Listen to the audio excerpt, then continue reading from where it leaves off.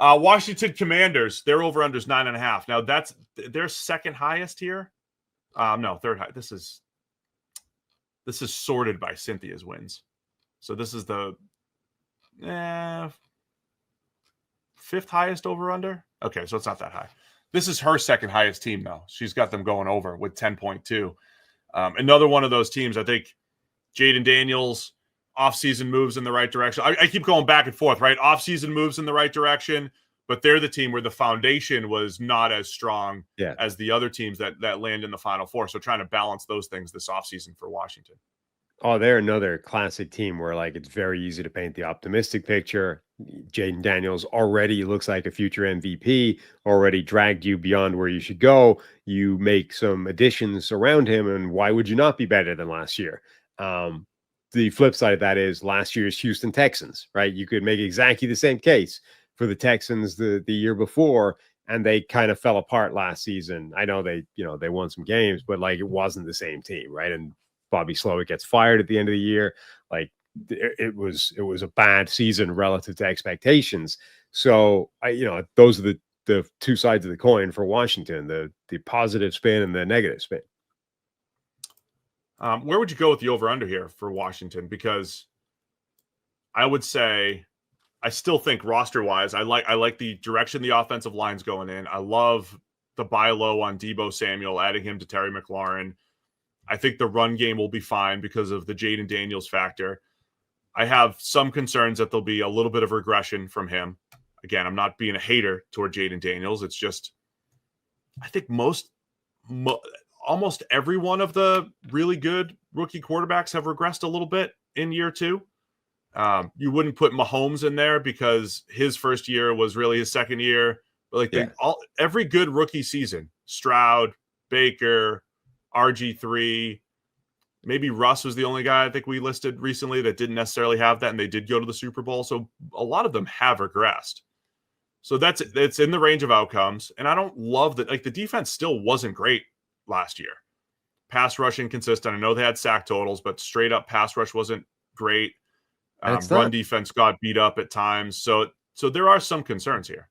And it's not good on paper. I mean, that's the bigger thing is you look at it now and it's not a good defense on paper. It played better than it should have. It was ahead of its skis last season. But you look at of that 11, there are 5 guys, maybe more, that would be considered weak links if they were on a different roster, on a really good defense. You'd be looking at them saying, man, that's an area to go after, or somebody that's not, holding up his end of the bargain. So I don't think that this is a particularly good roster top to bottom relative to the contending teams, right? This is nowhere near Philadelphia's roster, for example. So I think I would go under because of that roster and the idea that Jayden Daniels may take a step backward. And then the counter to my own arguments would be I do love Jayden Daniels and what he showed last year. He was outstanding. I think the run game floor that he brings as a starting point is excellent. There's still room to progress as a passer, which I think he has in him. And so he could just be special enough that the rest of the roster doesn't matter. But that combined with Dan Quinn, who I think has been just a very good coach. I thought he was a very good head coach for the Falcons. Certainly hit a cap, but I thought that when he regressed, I thought that it was the roster regressing at the same time. We're talking plays away from being a Super Bowl champion. Love the way Dan Quinn adjusted as the defensive coordinator with Dallas and elevated their defense. All right, that's enough of that, Steve. Over 50% of the people listening to this are not subscribed right now. So click that button, and then we can get back to whatever it is Steve's telling you about. And so that's me arguing when I argue against myself. Hey, the roster isn't great. Well, I think Dan Quinn and Jayden Daniels as a 1-2 punch can elevate this group, and that's why they're going to be competitive for a while here. How much of that year 2 regression from a lot of these rookie quarterbacks do you think is the NFL now having enough tape on the guy to really go to work and figure out how to stop them? And how much of that is just, variance and random quirks and individual case studies? We're always talking with tiny sample sizes. So remember, we chalked up Baker Mayfield's to the offensive line and the fact that they basically put 2 below average tackles out there for him, and that affected him. RG3, we know that there were issues with him in year 2 coming off an injury and scheme changes and various things. CJ Stroud, we just saw it last year. He wasn't awful, but certainly regressed from his rookie season. The offensive line, pass protection, I mean, the play caller and the offensive line coach both got fired in the offseason. So I think every situation is going to be different.